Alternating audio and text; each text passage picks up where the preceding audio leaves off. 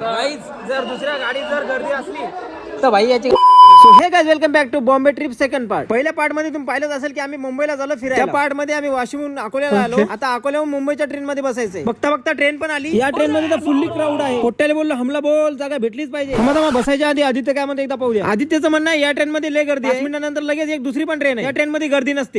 जर दुसऱ्या गाडीत जर गर्दी असली तर भाई याची मारला अरे खतरनाक लोक. इथं आता चुपचाप बसायचं, पाणी विकायचे नाटक करून राहिलं. काफी फैला हुआ बिझनेस. त्याने मग पोलीसवाले एक मामा दिसले. त्याची तर फाटूनच हातात आली. आता तुम्ही म्हणता झाले शंकरबाई पळायला गाऊन. तर कसं झालं माहितीये का, आम्ही मागच्या साईडला होतो. नेमकीच अनाउन्समेंट झाली की पुढच्या साईडला फक्त जनरल डबे आहेत आणि आम्हा गरीबाकडे जनरल डब्याचं तिकीट आहे. अरे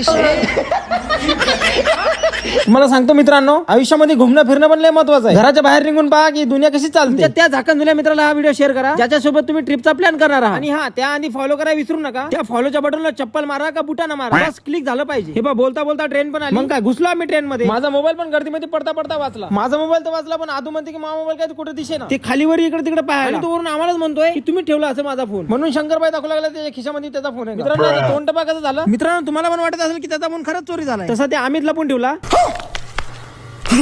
या शंकरबाईचा प्लॅन आहे ते. आमचा अर्धा प्लॅन तर सक्सेस झाला. अमोल भाई पैसे फोन आहे बरं. ऍक्टिंग तर कशी करते. ओव्हर एक्टिंग किया ना. त्याला आमच्यावर शक झाला वाटते, म्हणून ते शंकरबाईचे डबल खिसे चेक करायला. बस झाली आता त्याची मजा घेणार. डबल येणार नाही आमच्या सोबत कधी कुठं. त्याला बोललो पहिले जरांगी पाटलासारखा डायलॉग मार, तो फोन देतो. धन्यवाद बस आमची जिरली. बस झाला मजा आता मित्रांनो. आता जस्ट शेगाव आलं आणि शेगावची कचोरी पण याची आणखीन पण जिरलीच नाही वाटते.